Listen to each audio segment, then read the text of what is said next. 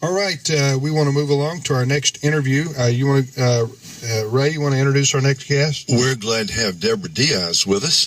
Debra has written a number of books, and she's the author of a well-received trilogy, biblical fiction, I guess is what you would call the genre, but it has a title that will grab you. The title of the first book in the trilogy, and the trilogy itself is simply called Woman of Sin. So you hear that title and you wonder what it's all about. Debra, welcome to today's Issues. Thank you, Ray. It's great to be here. It's an honor to be on your program. Hey, we're glad to have you. Tell us about, this is American Family Radio, and we're talking about a book called Woman of Sin. So our listeners want to know, what is this book all about? All right. Well, it's sort of the backstory of a very famous character in the Bible, a very mysterious woman that not much has been written about her to my knowledge. So I sort of created a backstory for her. I can't reveal exactly who she is because I'd like it to be a surprise to the reader when her big moment comes, but I can give you a brief synopsis. Sure. Her name is Alicia, and that's fictional because her name, of course, isn't mentioned in the Bible. She's the daughter of a wealthy Greek physician who's accused of treason during the reign of Tiberius Caesar in the Roman Empire. She's put on a slave ship bound for Rome. She's purchased by a high-ranking Roman soldier named Paulus, who gives her to his sister as a handmaid. And so Alicia and Paulus encounter each other off and on during the early part of the book. And although she hates all Romans because of what they did to her father and to her, she finds herself very attracted to him, but circumstances intervene, and she commits a crime that forces her to flee from Rome, and she ends up in Palestine, where all sorts of things happen to her. She lives in Bethany with Lazarus and his sisters Mary and Martha, who, of course, are real biblical characters. And then Paulus is appointed by the emperor to command the Roman fort in Jerusalem. So, of course, he and Alicia meet again, and she has an encounter with Jesus that changes her life. And this, of course, sets her at odds with Paulus, who doesn't believe in much of anything. And so from that point on, I'll just say that things get even more interesting because there are two people who are determined that Alicia's going to pay for the crime she committed in Rome. So the story of Alicia's involvement with actually, that's from the Bible. Debra Diaz is our guest author of now historical fiction. Is that what your books fall into? Yes, I would say either historical fiction or biblical fiction. Now, how do isn't it kind of tricky doing the kind of fiction writing that you're doing, because you're mixing history and the Bible, and you're introducing characters that are fictional. I mean, that's kind of dicey, isn't it?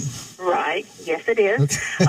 I used the Book of John as the basis for this novel. And so the real people, the biblical people who interact with my fictional characters, act in a way that I believe is totally in character for them. Nothing is said or done that's contrary to what the Bible teaches. Okay. And so the feedback that I've gotten from Christian readers has been really positive about that aspect of it. And so I'm thankful for that, because that's important to me. Well, the title of the book is Woman of Sin. That's going to get people's attention right there. Right. And you know what? A lot of people will maybe read a book like this who maybe won't pick up the Bible. Yes, that was my hope when I wrote it. And at least at first, maybe this will lead. What's your ultimate objective? I mean, I know you want to write an entertaining novel that people will be, page turning. But at the same time, your ultimate objective as a Christian is to lead them to what? Well, it's to point them to Jesus Christ. Yeah. In all three of the books, the message of Jesus Christ is in there, and that was my goal from the beginning. Just to, have. I wanted it to be a blessing to Christians, but also, for non-believers, to point them toward Jesus. All right, I'm always curious, as a writer myself, and I don't write fiction. I write short stories. That's my area that I enjoy. But at the same time, I got to ask you, how do you? I know it's going to be an odd question. How do you write? Do you go shut the door, tell everybody to leave you alone, or yeah, or do you go? How do you do that? Go ahead. Well, I'm not like some of the famous writers who go to the cafes and sit there and do it, because I could not possibly do that. I do have to have the closed doors.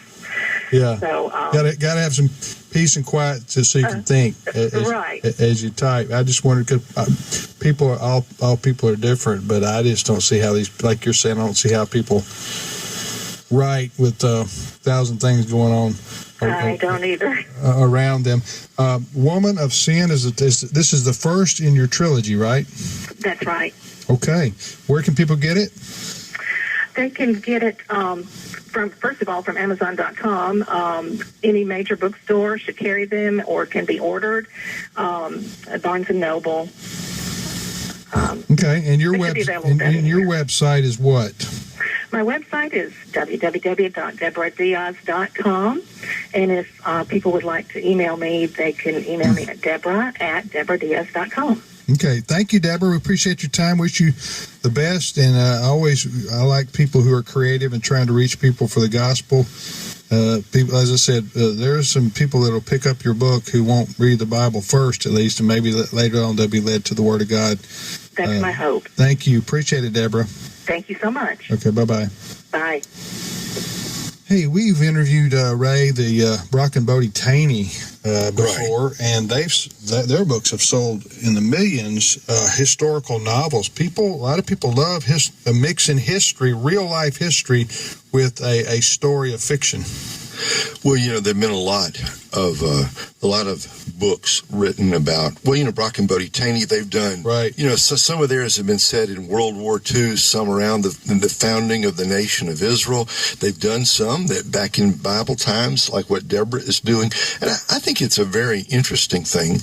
And I think a lot of Christians are.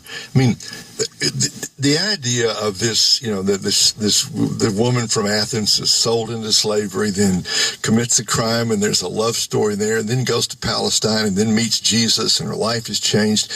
I think you got the makings of a good book there. So a lot of Christians are very interested. A lot of Christians are good readers, and I think this idea of biblical fiction is a great thing, as long as the research is well done, and it certainly sounds like Debra did her homework. Well, as I mentioned before, people we've interviewed, I don't see how fiction writers do it. I don't see how you just make something up out of thin air. You know what I'm saying? We've talked to some of them, Tim, and we've asked them, did you have the whole thing in your head? And they usually say, I had the beginning. Right. I didn't know where it was going to end. And which is just, if you're not a writer, that's a mind-blowing thought. Right. We think, look, I want to have a whiteboard and have chapters 1 through 45 all lined out. But most writers say, I started it, I had a general idea, and they'll often say things like, the characters just took off and they did their own thing once I got the story started. It's amazing how the creative process works. Well, if you're a talented, gifted fictional writer, well, nonfiction too. I mean, authors of any genre, if they're good at what they do, they usually sell a lot of books. But those fiction writers, man, they can just sell one book and make enough money to live for 3 lifetimes. I mean, it's very profitable and good for them. But those fiction writers that are good, John Grisham comes to mind, and some others that. What was the guy who was so good? Tom Clancy. Yeah, you're right. Clancy with The Hunt for Red October, and they do one book after another, and of course when you do, the fellow Stephen King, yes, who writes these novels, and when you sell 1 million of your first book, then you're going to sell 1.5 million of your next one, and then maybe 3 million of your next one, because the audience, it's there. Then Hollywood wants to make a movie based on your book. And you remember when Jerry Jenkins and Tim LaHaye started that Left Behind series? Yeah. The true story behind that is they had to go to many different publishers, including some folks I know. I met the man, one of the guys who turned them down for his publishing house, and he said told me that was a 65 million copy mistake because he didn't think it was going to sell. But once word! Yeah, you met one of the men who said no to Tim LaHaye and Jerry Jenkins. Exactly. Before they pitched to this particular publisher. Sorry, guys, this Left Behind thing's not going to work. But thanks for coming by. Well, if somebody pitched you, well, we're going to do a series of novels about the tribulation period leading up to the second coming of Christ.